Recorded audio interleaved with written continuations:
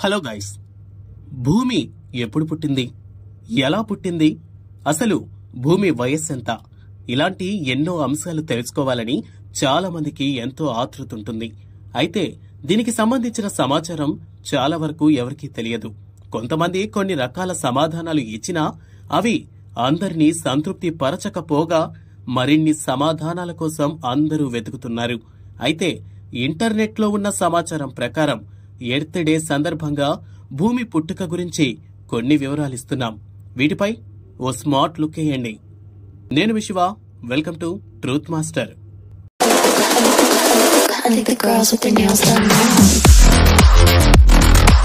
Arthur Holmes అనే శాస్త్రవేత్త తన ఏజ్ ఆఫ్ ద ఎర్త్ అనే గ్రంథంలో భూమి వయసుకు సంబంధించి ఇప్పటి సైన్స్ చెప్పే లెక్కలు ఏనాడో హిందూ దేశ పండితులు చెప్పిన లెక్కలు సరిపోతున్నాయి అంటూ రాశారు.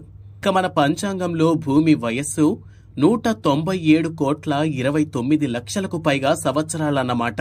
సైన్స్ ప్రకారం మరికొన్ని సంవత్సరాలు ఎక్కువ, అంటే 200 కోట్ల సంవత్సరాలు. కొన్ని వేల సంవత్సరాల నాడే మన మహర్షులు ఏ సాంకేతిక సౌలభ్యము, పరికరాల అవసరం లేకుండానే ఖచ్చితమైన లెక్కలు వేశారు. భూమి వయస్సు, గ్రహాల స్థితిగతులు, నక్షత్రాల తీరుతెన్నులు మొదలైన విషయాలను వివరించారు. ఇక భూమి పుట్టి లక్షల సంవత్సరాలయింది. యుగాలు ఒకదాని తరువాత మరొకటి వచ్చాయి. సుమారు 6,000 సంవత్సరాలు భూమి వయస్సుంటుందని స్పష్టముగా బైబిలు బోధిస్తున్నది. కలిపినా లేక తీసివేసినా కొన్ని వందల సంవత్సరాలు మాత్రమే తేడా ఉంటుంది. మరికొందరు భూమి పుట్టలేదు, ఏర్పడింది. ఆధునిక విశ్వ సిద్ధాంతాల ప్రకారం సుమారు 1,500 కోట్ల సంవత్సరాల క్రితం ఒక మహా విస్ఫోటం, అదే బిగ్ బ్యాంగ్ ద్వారా శక్తి రూపాంతరం చెంది విశ్వం అనగా యూనివర్స్ గా మారింది అని చెబుతారు. విశ్వం క్రమేపీ విస్తరిస్తున్న క్రమంలో నెబులార్ వాయువు మేఘాలుగా పదార్థం క్రోడీకరించుకుంది. ఆ నెబులార్లే నక్షత్ర రాసులుగా మారాయి. ప్రతి నక్షత్రం మొదట్లో ఓ వాయు అగ్ని పల్లెంలాగా ఏర్పడింది. అలాంటిదే సుమారు 600 కోట్ల సంవత్సరాల క్రితం సౌరమండల పల్లెంగా రూపుదిద్దుకుంది. నెబులా అనగా వాయువుల సమూహాలు ఏర్పడ్డాయని, వాటిలో అగ్ని తీవ్రత ఉండేదని, అది క్రమక్రమంగా ద్రవంగానూ ఘన పదార్థంగానూ మారి నక్షత్రాలు, గ్రహాలుగా ఏర్పడ్డాయని చదువుతుంటాం. అది తన చుట్టూ తాను తిరిగే క్రమంలో అపలంబ బలం వల్ల అంచుల్లో ఉన్న ద్రవ్యం గ్రహాలుగా, మధ్యలో భాగం సూర్యుడిగా మారాయి. కాబట్టి భూమి కూడా ఆ సౌరమండల పల్లెంలో ఒక భాగమే. అంటే భూమి, సూర్యుడు కూడా సోదరులు మాత్రమేనని చెబుతారు.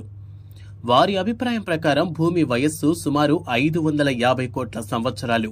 ఇది కూడా మొదట్లో సూర్యుడిలాగే స్వయం ప్రకాశకం.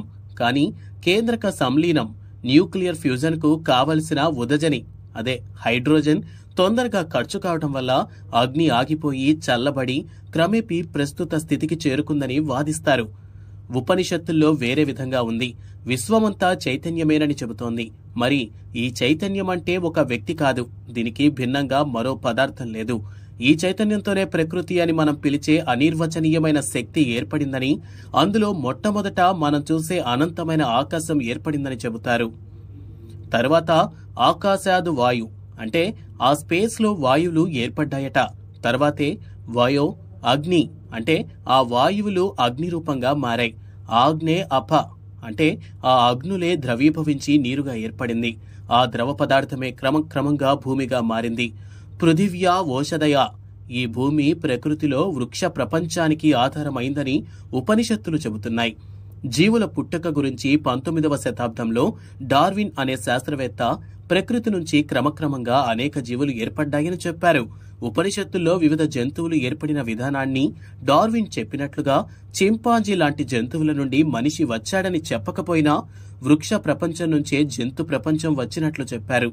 మరికొందరు అభిప్రాయం ప్రకారం విశ్వంలోని భూమి మరియు ఇతర గ్రహాలు సౌర నిహారిక నుండి ఆవిర్భవించినవి. ఈ ధూళి యొక్క సమూహము నుండి భూమి అవతరించడానికి 10 నుండి 20 మిలియన్ సంవత్సరాలు పట్టిందని చెబుతారు. భూమి యొక్క బాహ్య పొర మొదట్లో వేడికి కరిగి ఉండేది. తర్వాత అది చల్లబడిన తర్వాత గట్టిపడి భూమి మీద వాతావరణంలో నీరు కూడుకున్నది. దీని తర్వాత చంద్రుడు ఆవిర్భవించాడని వాదిస్తారు. భూమిలో 10% బరువుండి బుధగ్రహం అంత పెద్దగా ఉండే థియా అనే ఒక ఉల్క భూమిని ఢీకొనటం వలన అందులో కొంత భాగం భూమిలో కలిసి మిగతాది విశ్వంలోకి ఎగిరిపోయింది. అప్పుడు వెలువడిన పదార్థముల నుండి చంద్రుడు ఆవిర్భవించాడని చెబుతారు.